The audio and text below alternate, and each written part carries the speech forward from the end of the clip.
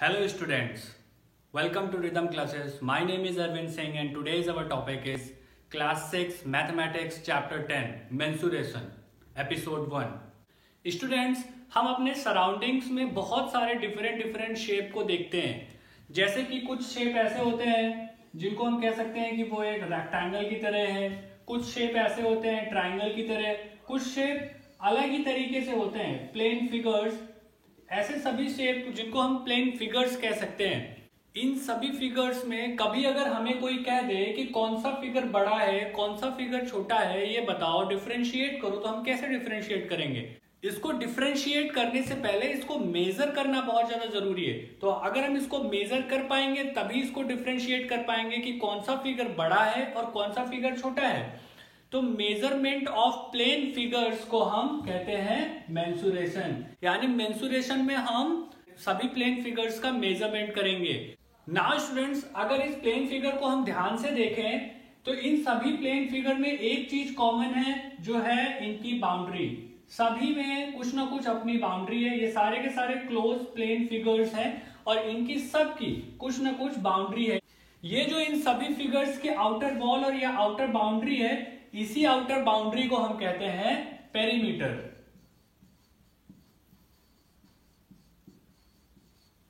तो यानी कि सभी के सभी फिगर्स की जो आउटर बाउंड्री होती है इसी को हम कहते हैं पेरीमीटर. यानी एक क्लोज फिगर की आउटर बाउंड्री को हम पेरीमीटर कहते हैं.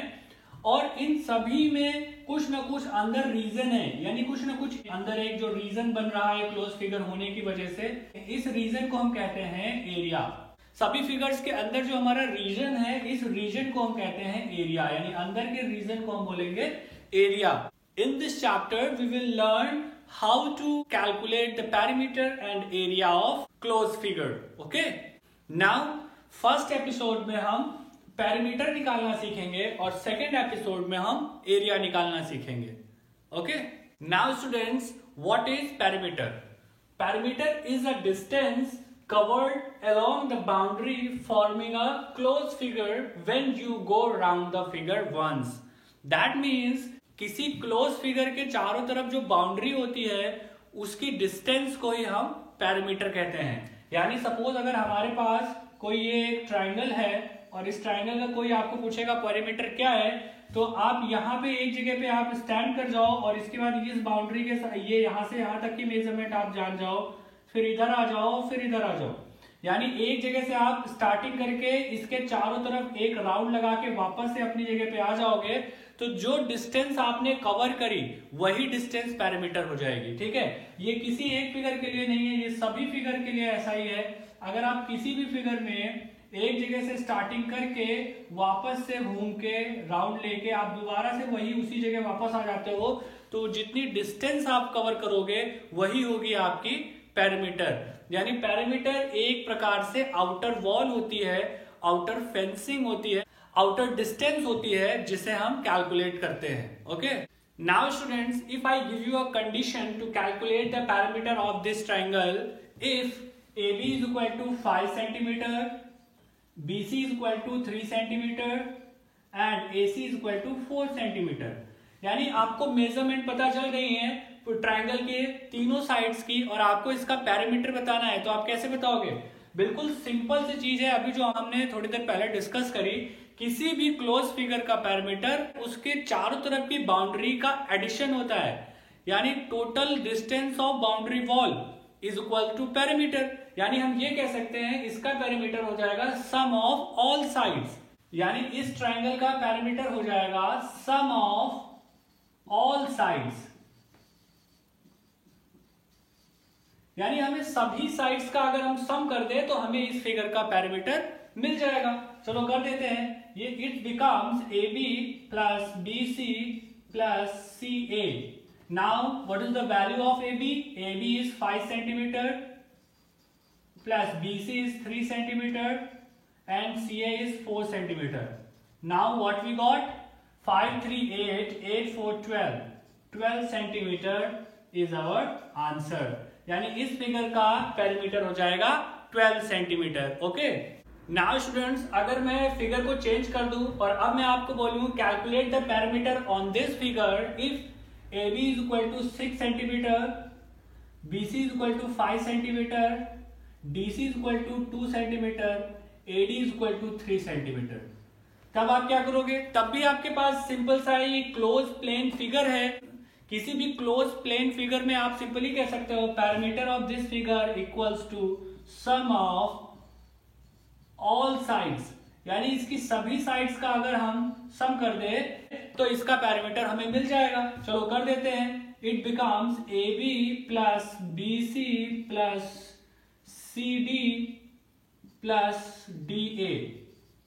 Now AB is equal to 6 centimetre plus BC is equal to 5 centimetre plus CD is equal to 2 centimetre plus DA is equal to 3 centimetre. Now, if we calculate this, then it becomes 16 centimetre. This is our answer। यानी हम simple terms में कह सकते हैं कि किसी भी figure का अगर हमें पैरामीटर निकालना होगा तो हम उसकी सभी साइड्स को ऐड कर देंगे और फाइनली वो जो आंसर आएगा वही हमारा हो जाएगा पैरामीटर। ओके, नाउ स्टूडेंट्स, हमने एक रेक्टेंगल ले लिया है, रेक्टेंगल ABCD। इस रेक्टेंगल ABCD में AB और DC दोनों ही इसकी लेंथ है और BC और AD दोनों ही इसकी ब्रेथ है। अब इस रेक्टेंगल में हम इसका पैरामीटर जानने की कोशिश करेंगे। आपको पता है किसी भी क्लोज प्लेन फिगर का पैरामीटर क्या होता है, तो सिंपल सा सम ऑफ ऑल साइड्स, यानी ये हो जाएगा सम ऑफ ऑल साइड्स। अब इसकी सभी साइड्स का हम सम करेंगे तो हमें क्या मिलेगा, AB plus BC plus CD plus DA, यानी ये 4 साइड्स हमें मिल गई हैं जिनका हमें सम करके यहाँ पे लिख दिया है। स्टूडेंट्स, अब अगर इसको हम ध्यान से देखें तो AB क्या है हमारी, AB हमारी इस रेक्टेंगल में लेंथ है, यानी अगर इसको हम L लिख दें, प्लस BC क्या है, BC हमारी ब्रेथ है, इसको हमने B लिख दिया, प्लस CD हमारी लेंथ है, हमने L लिख दिया, प्लस DA हमारी ब्रेथ है, हमने B लिख दिया। यानी यहां से हमें क्या पता चला कि यहाँ पे हमारे पास 2 टाइम्स लेंथ का एडिशन हो रहा है और 2 टाइम्स ब्रेथ का एडिशन हो रहा है, तो दोनों को ऐड कर लेते हैं, ये हो जाएगा 2L प्लस 2B। ठीक है, अब इसके 2 को अगर हम कॉमन ले लें तो ये क्या आ जाएगा, ये आ जाएगा 2 ब्रैकेट में L प्लस B। यहां से हमें ये पता चला स्टूडेंट्स कि अगर हम लेंथ और ब्रेथ के एडिशन में 2 से मल्टीप्लाई कर दे तो ये बन जाता है हमारा पेरीमीटर ऑफ रेक्टेंगल, यानी ये हमारा पैरामीटर ऑफ रेक्टेंगल का फॉर्मूला बन जाता है। यानी यहां से हमें ये पैरामीटर ऑफ रेक्टेंगल का फॉर्मूला मिल गया है। अब हमें जब भी कभी किसी क्वेश्चन में पूछेगा कि what is the parameter of rectangle, हम सिंपली कह सकते हैं 2 multiply by length plus breath. Exercise के क्वेश्चंस लगाते समय हम इस डायरेक्ट फॉर्मूले का भी यूज कर सकते हैं। ओके, नाउ स्टूडेंट्स, इस फॉर्मूले को अच्छे से समझने के लिए हम एक एग्जांपल ले लेते हैं। Suppose we have a question, Sameer went to a park 120 metre long and 100 metre wide. He took 1 complete round on his boundary. What is the distance covered by him. यानी समीर एक पार्क जाता है जिस पार्क की measurement है 120 metre long, यानी वो 120 metre long है और वाइड है 100 मीटर, यानी 100 मीटर वाइड है। ये पार्क है, कोई पार्क ABCD जिसमें समीर जाता है। अब क्वेश्चन कह रहा है ही took 1 complete round of his boundary. उसने एक कंप्लीट राउंड लिया इस बाउंड्री का। एक कंप्लीट राउंड लेने का मतलब है कि उसने पेरीमीटर के बराबर डिस्टेंस ट्रेवल की। What is the distance cover by him. अब उसके द्वारा कितनी डिस्टेंस चली गई, तो यानी हम अगर इसका पैरामीटर निकाल लें तो हमें पता चल जाएगा कि उसने कितनी डिस्टेंस ट्रेवल की। तो चलो निकाल लेते हैं। It becomes parameter of park. अब पार्क कैसा है स्टूडेंट्स, पार्क है रेक्टेंगुलर। रेक्टेंगुलर पार्क होने की वजह से हम इसका पैरामीटर लिख सकते हैं 2 लेंथ प्लस ब्रेथ। यानी यहां से 2 लेंथ कितनी है इसकी 120 मीटर एंड प्लस ब्रेथ कितनी है 100 मीटर। यानी इसको अगर हम सॉल्व करेंगे तो हमें मिल जाएगा 2 ब्रैकेट के अंदर हो जाएगा 220 metres. Now it becomes 440 metre. यानी यहां से हमारा आंसर आ जाएगा 440 मीटर। सपोज स्टूडेंट अगर हम इसको फॉर्मूले से ना करके अपने पुराने मेथड से करें और चेक करें क्या फॉर्मूले से हमारा आंसर सही आ रहा है, तो एक बार देख लेते हैं इसको पुराने मेथड से। तो पुराना मेथड हमारा क्या था, parameter of any figure is equal to sum of all sides. पुराने मेथड में हम सभी साइड्स का सम कर देते थे और हमें पैरामीटर मिल जाता था। तो अगर उससे करें तो ये हो जाएगा AB plus BC plus CD plus DA। यानी यहां से हमें AB की डिस्टेंस पता है 120 plus BC is 100 plus CD is 120 plus DA is 100। Now if we add this all then we get 440 metre. यही हमारा आंसर हो जाएगा। इन बोथ केसेस अगर हम देखें तो हमारा आंसर सेम है। यानी कि अगर ऐसे क्वेश्चन आपको मिलते हैं तो आप या तो उन्हें फॉर्मूले से भी लगा सकते हो या विदाउट फॉर्मूला भी आप लगाओगे तो आपका आंसर सही आ जाएगा। ओके, नाउ स्टूडेंट्स हम लोग देखेंगे parameter of regular shape. Regular shapes क्या होते हैं? रेगुलर शेप यानी ऐसे शेप जिनकी सभी साइड आपस में बराबर होती हैं उनको हम रेगुलर शेप कहते हैं। और ऐसे रेगुलर शेप का पैरामीटर क्या होता है वो हम इस टॉपिक में जानेंगे। सपोज अगर हम सबसे पहले कोई ट्राइंगल ले लें, एक ट्राइंगल ऐसा है जिसकी सभी साइड आपस में बराबर हैं, यानी ABC 3 साइड्स हैं and AB is equal to BC is equal to CA, यानी सभी साइड अगर इसकी आपस में बराबर है और मान लेते हैं इसकी एक साइड A है तो सभी साइड इसकी क्या हो जाएंगी? A हो जाएंगी। यानी इसका पैरामीटर हो जाएगा, हम ये कह सकते हैं पैरामीटर हो जाएगा सम ऑफ ऑल साइड्स, यानी इसकी सभी साइड्स का सम। तो अब इसको जब हम कैलकुलेट करेंगे it becomes AB plus BC plus CA। Now AB क्या है? AB है A plus BC A plus CA A, यानी यहां से हमें पता चला इसको हम लिख सकते हैं 3 इंटू A। यहाँ पे A क्या है? A जो है वो यानी इसकी साइड है। नाउ स्टूडेंट्स हमें मिल गया parameter is equal to 3 into A। Now अगर इसको हम ध्यान से देखें तो ये कौन सा फिगर है? एक ऐसा ट्राइंगल जिसकी सभी साइड आपस में बराबर होती है, ऐसे ट्राइंगल को हम कहते हैं equilateral triangle.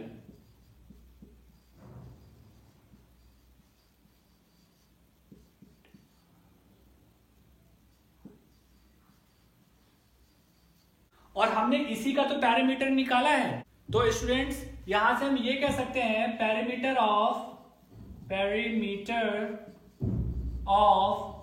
Equilateral triangle becomes 3 into what is A क्या है? A तो एक साइड है, यानी इस ट्राइंगल की एक साइड ही तो A है, तो इसको हम लिख सकते हैं लेंथ ऑफ अ साइड,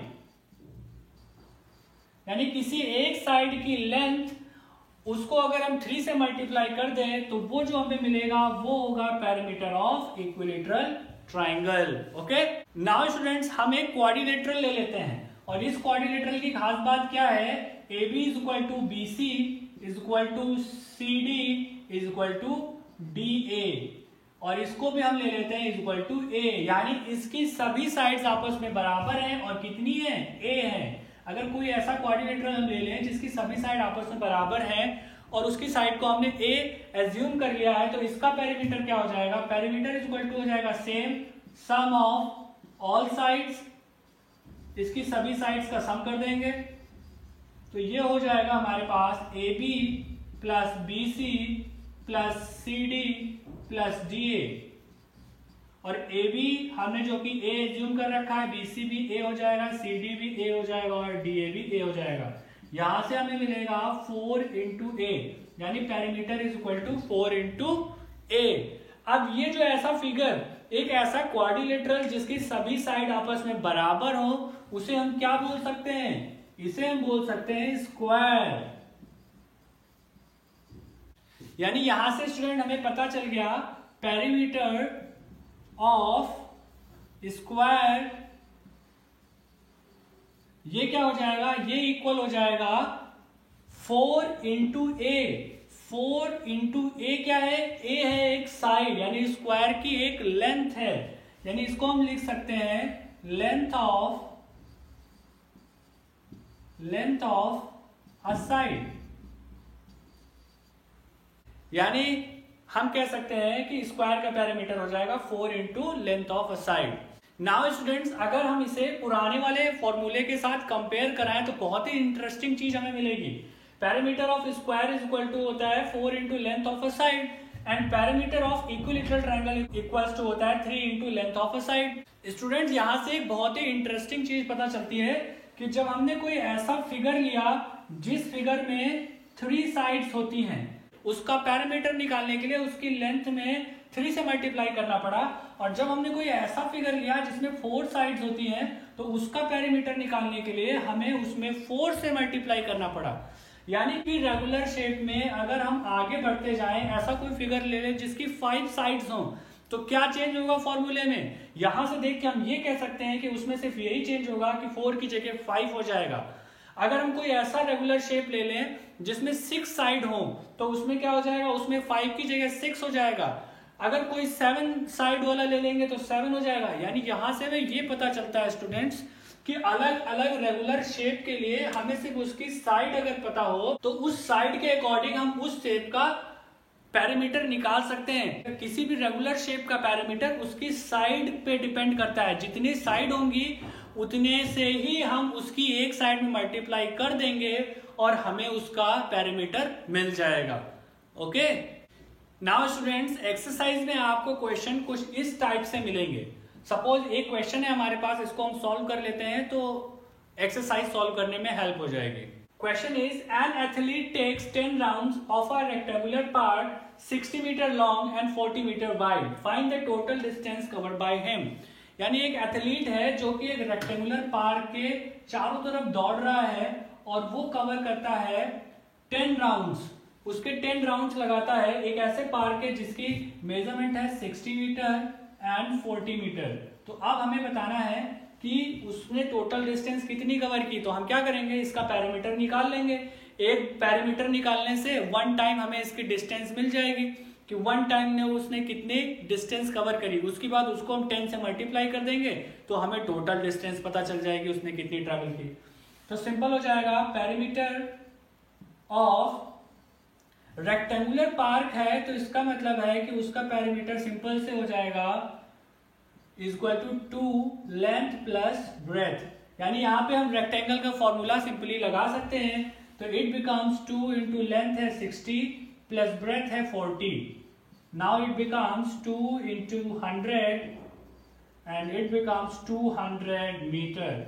यानी एक बार जब उसका एक राउंड ये एथलीट लगाएगा उस पार्क का तो वो 200 मीटर की डिस्टेंस को ट्रैवल करेगा। नाउ फॉर 10 राउंड्स, 10 राउंड्स के लिए कितनी डिस्टेंस हो जाएगी? 10 इंटू 200 मीटर। यानी यहां से हम ये कह सकते हैं टोटल 2000 मीटर, या फिर इसी को हम 2 किलोमीटर कह सकते हैं। यानी the total distance travel by athlete is 2 kilometre. यही हमारा आंसर हो जाएगा। ओके, नाउ आई होप आपको ये टॉपिक प्रॉपर्ली समझ में आ गया होगा। But if you still have any confusion on this topic then feel free to tell us. You can also follow us in Facebook and Twitter. Links are given in the description below. Thank you. Jai Hind.